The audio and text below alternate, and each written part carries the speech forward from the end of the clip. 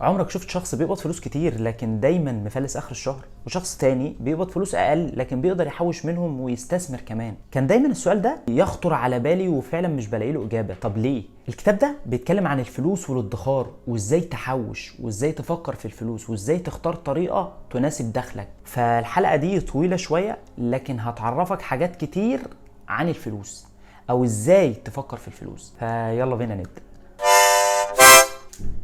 ازيكم يا جماعه، اتمنى تكونوا بخير وصحه وسعاده. حلقه جديده هنتكلم عن كتاب مهم. ممكن تكون الحلقه طويله شويه لكن كمل معايا للاخر لان الحلقه دي تكاد تكون اهم حلقه انا هعملها على القناه.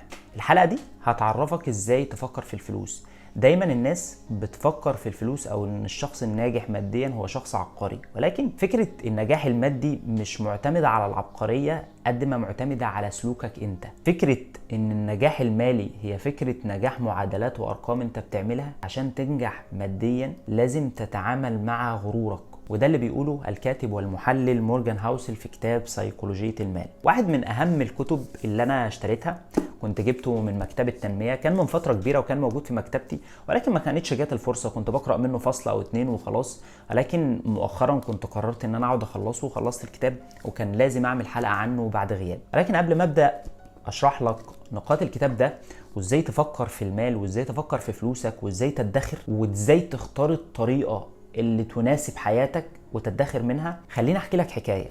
في يوم من الايام كان فيه راجل امريكي اسمه دونالد ريد، كان شغال عامل في بنزينة. الناس كانت فاكراه انه شخص فقير، يعني شخص لابس لبس بسيط عايش في مكان عادي، فالناس شايفه اللايف ستايل بتاعه وبيقولوا ان هو شخص فقير، شخص عادي يعني، وهو شخص عايش حياه متواضعه جدا يعني. ولكن لما مات سنه 2014 الناس اتفاجئت ان هو ساب ثروه 8 مليون دولار، رغم ان هو ما ورثش حد، ما عملش حاجه مختلفه او فتح شركه، ما عملش كل ده. وده كان حاجة غريبة جدا. ولكن لما دوروا في قصة الراجل ده اكتشفوا ان الراجل ده كان بيوفر من دخله القليل جدا طول عمره وبيستثمر في البورصة، وده على مدى سنين طويلة.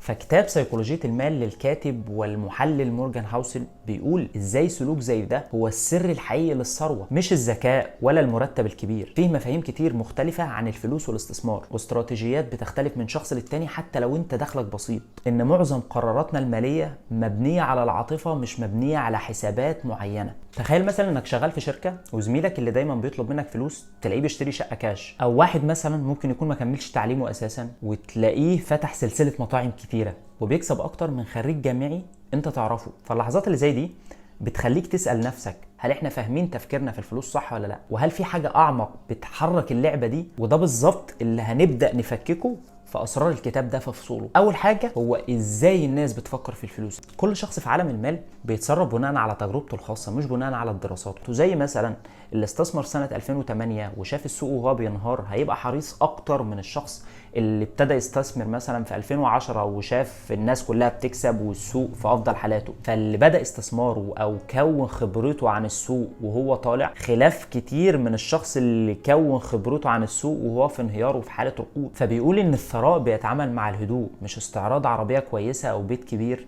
ولكن هو حرية الناس انهم يعيشوا الحياة اللي هم عايزينها ويكون المال بالنسبة لهم هو وسيلة مش غاية. فبيقول هو اهم حاجة في ادخارك وبعد كده استثمارك هو السرفايفل او نجاة رأس المال. يعني نجاة رأس المال بالنسبة له هو اهم من الربح نفسه. يعني ايه؟ بيقول ان اهم حاجة انك تفضل مكمل في الادخار والاستثمار، يعني تفضل محافظ على الاقل على راس مالك بنفس القيمه بتاعته. اهم حاجه. ليه بيقول كده؟ بيقول ان القائمه بتاعت مجله فوربس عن الاغنى في امريكا بتختلف بنسبه 20% كل سنه عن السنه اللي قبلها، وده حاجه بتخليك تفكر. علشان كده هو بيقول لك ان نجاة رأس المال في الاول او نجاة رأس المال على المدى الطويل اهم بكتير من الربح نفسه. فلو فاكرين القصه اللي احنا قلناها في الاول، هي فكره ان الصبر هو اللي بيكون الثروه مع مرور الوقت. ومن النقطة دي بياخدنا للنقطة التانية. الكتاب بيحذر بشكل كبير من الثقة الزائدة في الاستثمار، لانك كل ما بتستثمر اكتر او بتكسب اكتر بيزيد توقعاتك اكتر ومش بتشعر بالرضا بسهولة. كل ما تتحرك اكتر كل ما هتحس ان انت متأخر وتحاول تعوض بمخاطره اكبر، وده اللي انت مش بتكون حاسس بيه، او معظم الناس اللي بتستثمر بيكونوا مش حاسين بيه. ومن هنا بيقول الرأسمالية بتزود حاجتين عندك مهمين قوي، الاولى هي الثروه والتانيه الحسد. هو بيقول ان اصعب مهاره ماليه هو انك تعرف امتى تتقدم، امتى تكمل وتمشي، وامتى توقف وتشعر بالاكتفاء المالي. اهم حاجه لازم تسيطر عليها في النقطه دي بالذات هي المقارنه. يعني ايه؟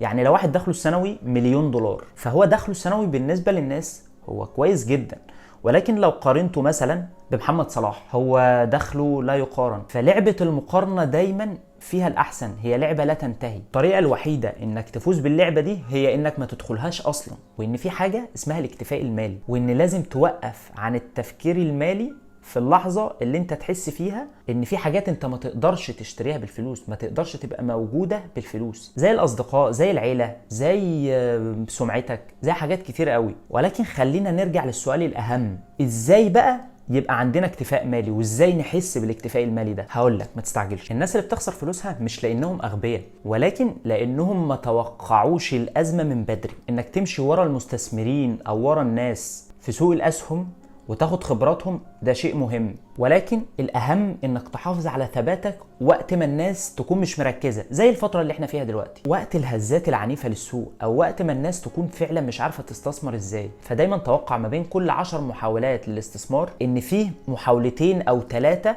هيفشلوا معاك. فأهم حاجة هو بيقولها في الكتاب ده هو إنك تحافظ على ثباتك وقت الفشل، وتكون دايما محضر أسوأ سيناريو ممكن يحصل في حساباتك، وتكون محضر نفسك له نفسيا وماديا. كاتب الكتاب كان نفسه يشتري عربية فراري، وهو كان مفكر إنه لما يشتريها الناس هتقول عليه إنه ذكي وإنه ذوقه حلو، ولكن هو استغرب حاجة، إنه هو نفسه لما بيلاقي شخص معاه فراري مش بيفكر كده. نادرا لما شخص هيشوف شخص معاه فراري وهيقول ده هو ذكي او ذوق مختلف، ولكن هو بيقول الناس لما هتلاقي عندك عربيه فراري هيحلموا ان هم يبقى عندهم عربيه ومش هيفكروا فيك اصلا. فالناس اللي هتعجب بيك هم ناس عندهم رغبه في الثراء مش اكتر، هم معجبين باللي معاك مش معجبين بيك انت. فاعتقادك ان امتلاك اشياء ثمينه او غاليه هيديك احترام من ناس انت عايزهم يحترموك اصلا ده مش موجود. هم بس بيتخيلوا نفسهم مكانك مش اكتر، هم عندهم نفس الرغبه بتاعتك في الثراء. فبيتولد عند الكاتب حاجه اسمها الاستغناء، وهو استغناء عن الضغط الاجتماعي، بيعرف الفرق بين الحاجه والرغبه. وده اول حاجه من اساليب التوفير اللي ذكرها في الكتاب ده. بيقول ان الناس بتنقسم ل3 اقسام، ناس بتدخر، وناس مفكره انهم سهل يدخروا، وناس شايفه انهم يدخروا ليه اصلا. احنا هنتكلم بقى عن الناس دول. بيقول مثلا لو احنا الاثنين بندخر بمعدل واحد بيستثمر وبيكسب بمعدل 8%، وواحد تاني بيستثمر وبيكسب بمعدل 12%، ولكن اللي بيكسب بمعدل 12% نمط حياته بيتضاعف على عكس الشخص اللي بيكسب 8%. فبالتالي اللي بيكسب 8% هو مدخر افضل لكن مستثمر اسوأ. فالتوفير هنا مش متوقف على دخلك لكن متوقف على سلوكك انت. فبيقول لو انت مش هتعرف توفر من 1000 جنيه مش هتعرف توفر من 100,000 جنيه. فبيقول حاجة حلوة قوي، بيقول ان كل شخص بيكون دخله بيكفي احتياجاته، فلما بيزيد دخله بيدور على حاجة اسمها احتياجاته المريحة، بعد كده احتياجاته المرفهة، وهكذا بقى. وفي حاجات احنا بنصرف فيها عشان نبين للناس اننا اغنياء حتى لو احنا مش اغنياء بالشكل اللي احنا مبينينه. فبيقول ان اكتر حاجة تزود توفيرك وتزود دخلك هو زيادة تواضعك. علشان كده بيكون الناس اللي دخلهم مرتفع معدل ادخارهم قليل جدا، لانهم بيهتموا الناس هتفكر عنهم ازاي او الناس هتفكر فيهم ازاي. انت هتزود ادخارك لما تقلل اهتمامك بما يعتقده الآخرون عنك. فبيقول انك لازم تعيش اقل من قدراتك المالية دايما عشان يبقى عندك فرصة او رفاهية ان انت تفكر في بكرة وتفكر هتعمل ايه. ومن هنا بياخدنا لنقطة مهمة جدا. فبيقول ايه؟ بيقول ان الطوارئ في حياتك او الحاجات الطارئة مش حاجة استثنائية، لكن هي حاجة مهمة ولازم تبقى موجودة في خطتك وفي أولوياتك. الفكرة بيقول إن معظم الناس بتدخر عشان تشتري شيء معين، يعني بيتدخر عشان يشتري موبايل، يشتري عربية، يشتري بيت. مش بتدخر لمجرد إن هو أسلوب حياة، أسلوب حياتي إن أنا لازم يبقى فيه جزء من دخل أنا بدخره. فبيقول إن الادخار هو وسيلة مهمة للتحوط من مفاجآت الحياة وخط دفاع دائم ضد الديون على الأقل. ومن هنا بياخدنا الكتاب كده لشوية استراتيجيات ازاي تستثمر فلوسك على المدى الطويل. أول حاجة في استثماراتك على المدى الطويل، وأول حاجة قالها الكاتب، هي استثمارك في نفسك وقدراتك وتعليمك، وإن دايما استثمارك في نفسك بيزود فرص دخلك. رقم 2 وهو انك تستثمر بشكل منتظم، حاجه اسمها دولار كوست افريج، علشان دايما تتفادى تذبذب السوق او الطلوع والنزول الموجود زي الذهب مثلا دلوقتي. فانت لازم تستثمر بشكل شهري او بشكل متقارب يعني. فبيقول اوعى تحاول تسبق السوق، اوعى تشغل دماغك ان انت تسبق السوق، استثمر بس بشكل منتظم. كل اللي حاولوا يكونوا سابقين السوق خسروا. فالاستثمار على المدى الطويل بشكل حويط ومبدئي بيكون افضل بكتير من الشخص اللي بيفكر ازاي يسبق. بيقول كمان ما تستثمرش في حاجة واحدة، حتى لو مبلغ قليل ما تستثمرش في حاجة واحدة، استثمر في اكتر من حاجة. حتى لو انت مش بتفهم فيها قوي استثمر وحط فلوسك في اكتر من حاجة، ده بيخليك تتفادى الخسارة الكبيرة من حاجة واحدة. فمعنى كلامه انك تقلل المخاطرة، ولكن الاهم من ده كله انك لازم تقعد مع نفسك تبني خطة مالية على المدى الطويل وتلتزم بيها ايا كانت الظروف. خلينا نسأل السؤال المهم اللي سأله الكاتب في اخر الكتاب: هل المال بيجذب السعادة ولا لا؟ وهل المال ممكن يكون هدف ولا لا؟ الكاتب بيجاوب بشكل جميل قوي، بيقول ان المال هو وسيلة للحرية، هيديك القدرة على التحكم في وقتك وشغلك واسلوب حياتك. زي ما بيقول كده، هو يتيح لك الحياة مع من تريد وكيفما تريد واينما تريد. وكل ما زادت قدرتك انك تقول لا اكتر كل ما زاد غناك اكتر. في اخر الكتاب بيقول حاجة حلوة قوي، ان مفهوم السعادة مش بدخل الفرد. في عصرنا الحالي دخل الفرد اكبر بكتير جدا من العصور الماضية، ولكن لما عملوا دراسات وابحاث لقوا الناس اقل سعادة من العصور الماضية. فبيقول ان التحكم في وقتك في الوقت الحالي هو اكبر مكسب مالي. سيكولوجية المال هو مش مجرد كتاب معادلات وارقام، ولكن هو قراراتك انت، هو قراراتك المالية وازاي تفكر في فلوسك والمستقبل اللي ممكن يتغير بتغير طريقة تفكيرك. اغلب المشاكل المالية اللي بتواجه الناس هي بتواجههم في طريقة تفكيرهم، بتبقى جواهم قبل ما تكون في الفلوس اللي مش عارفين يجيبوها. اتمنى تكون الحلقة عجبتكم. تنسوش طبعا لو عجبكم الفيديو تعملوا لايك وشير وسبسكرايب. مبسوط ان انا رجعت اعمل حلقة، لان انا لما اتأخرت جدا المرة دي، وكل مرة بتأخر ولكن هحاول انتظم. وقولوا لي رأيكم تحت في الكومنتس، وقولوا لي بتستثمروا فلوسكم ازاي، بتوفروا ازاي من فلوسكم.